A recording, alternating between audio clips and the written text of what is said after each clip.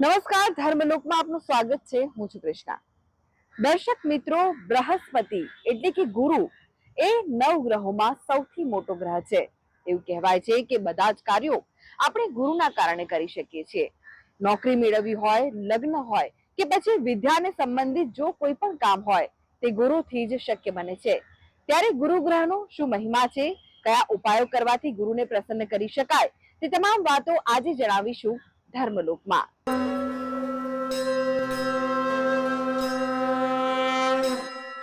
કયો ગ્રહ છે જે તમારી નોકરીને સીધી અસર કરે છે?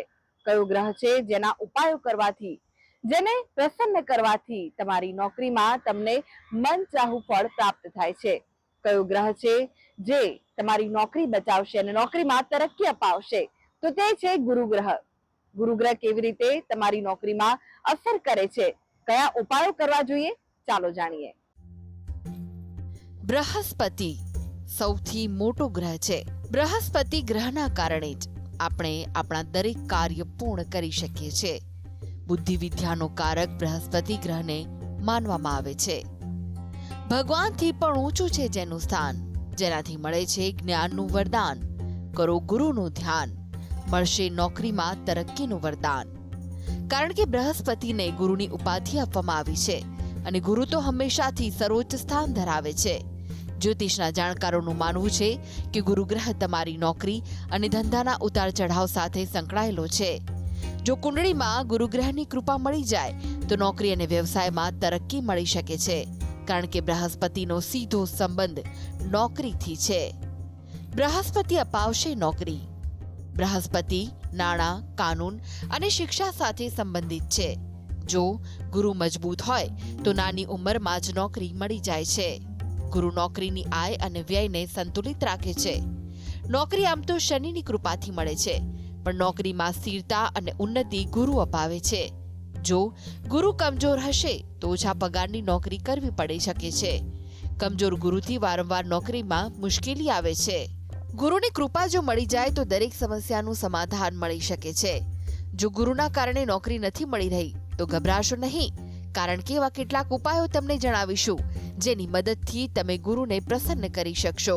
ગુરુવારે કેળાના ઝાડની જડમાં જળ અર્પણ કરવું અને પરિક્રમા કરવી. ગુરુવારે ચણાની દાળ અને કેળાનું દાન કરવું. આ ઉપાય 9 ગુરુવાર સુધી કરી શકાય. જ્યોતિષ શાસ્ત્ર મુજબ જન્મકુંડળીના આધાર પર તમામ ભૂત અને ભવિષ્યની સટીક માહિતી પ્રાપ્ત કરી શકાય છે. શાસ્ત્રો મુજબ આવા ગ્રહ યોગ બતાવ્યા છે જેમાં વ્યક્તિના કાર્યક્ષેત્ર વિશે સંપૂર્ણ માહિતી મેળવી શકાય. કુંડળીમાં જેવા ગ્રહ યોગ હોય છે, વ્યક્તિ જીવનમાં એવું જ કાર્ય કરે છે. ધ્યાન રાખો, સફળતા વ્યક્તિની યોગ્યતા અને કમી પર નિર્ભર રહે છે. રાજાના સમાન જીવન વ્યતીત કરવા માંગે છે? જાણો રાજયોગ મેળવવાનો રસ્તો. પારાશર સિદ્ધાંત મુજબ જન્મકુંડળીમાં એવા અનેક પ્રભાવશાળી ગ્રહ સ્થિત છે જે પ્રબળ રાજયોગ નિર્મિત કરે છે. હિન્દુ શાસ્ત્રોના આધાર પર માનવામાં આવે છે કે ગુરુ બૃહસ્પતિ વિદ્યા, વાણી, જ્ઞાન દ્વારા વ્યક્તિને કુશાગ્ર બનાવીને શ્રીમંતાઈથી વાળું માન, સન્માન, પદ અને પ્રતિષ્ઠાના અધિકારી બનાવે છે.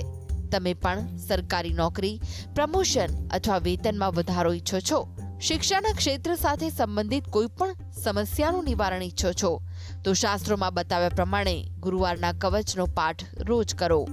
દરરોજ આવું કરવામાં મુશ્કેલી આવી રહી હોય તો ગુરુવારે જરૂર કરો અને મનપસંદ ફળ મેળવો.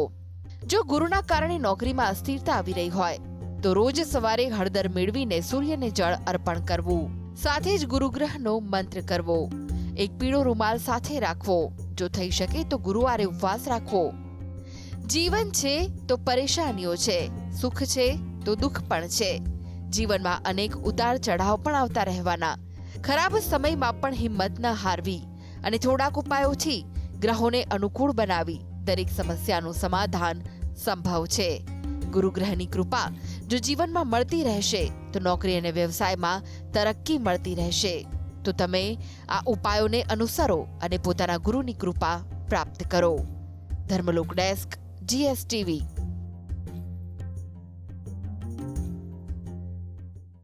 એવું નથી કે ગુરુગ્રહ માત્ર તમારી નોકરીને જ અસર કરે છે, પરંતુ જો કોઈ પણ કાયદાકીય મામલાઓ હોય અને સાથે જ આર્થિક રીતે જો તરક્કી જોઈતી હોય તો પણ ગુરુગ્રહના ઉપાયો તમને મદદ કરી શકે છે. તો ચાલો કયા ઉપાયો છે જેનાથી તમારી આર્થિક તરક્કી થશે અને કાયદાકીય બાબતોમાં તમને જીત મળશે, ચાલો જાણીએ. ગુરુ એ જ્ઞાનનો સુખનો કારક ગ્રહ છે. ગુરુના જુદા જુદા નમો, જીવ, અગિરા, દેવગુરુ પ્રશાંત, વાચા, પની, મંત્રી, દેવેજ્ય, સુરાચાર્ય, સુરી, સુરેય, વાકપતિ, ઇન્દ્રમંત્રી, બૃહસ્પતિ છે. ગુરુને દેવતાઓના ગુરુ ગણવામાં આવે છે. ગુરુના પિતા મહર્ષિ અંગિરા છે.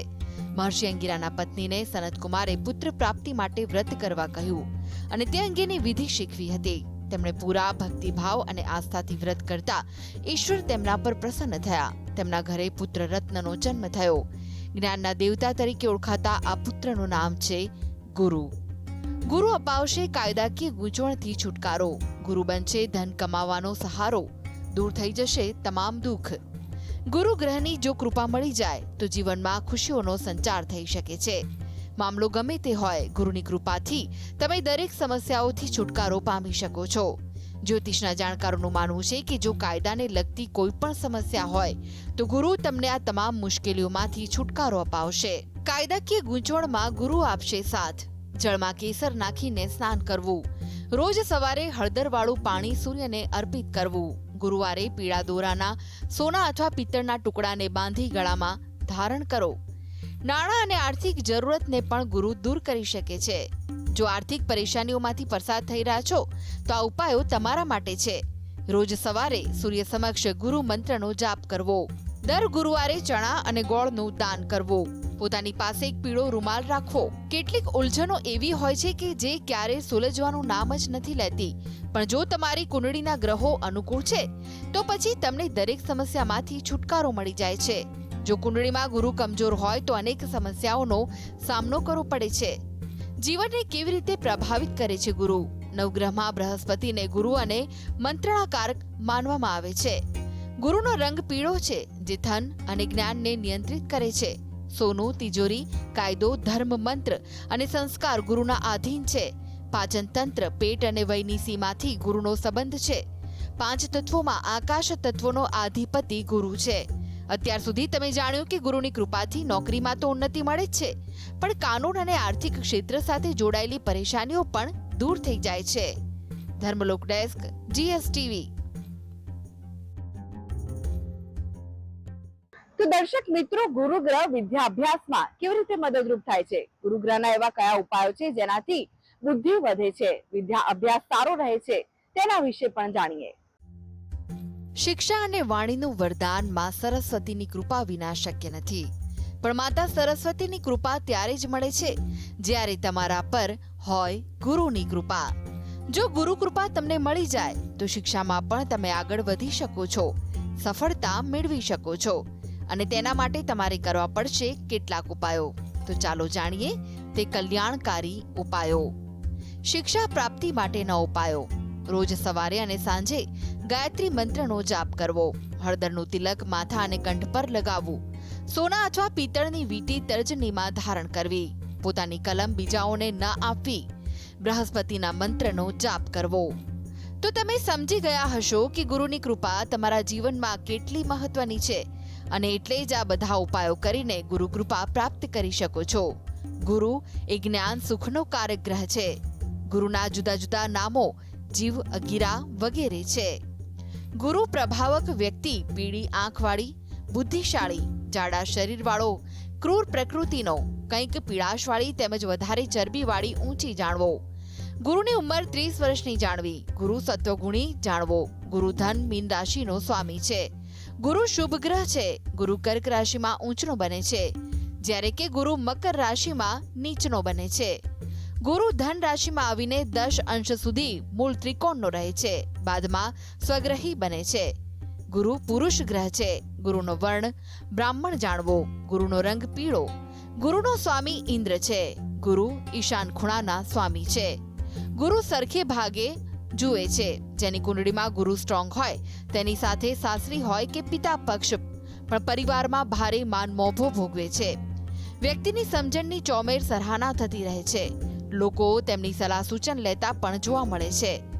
Dharmalok desk, GSTV।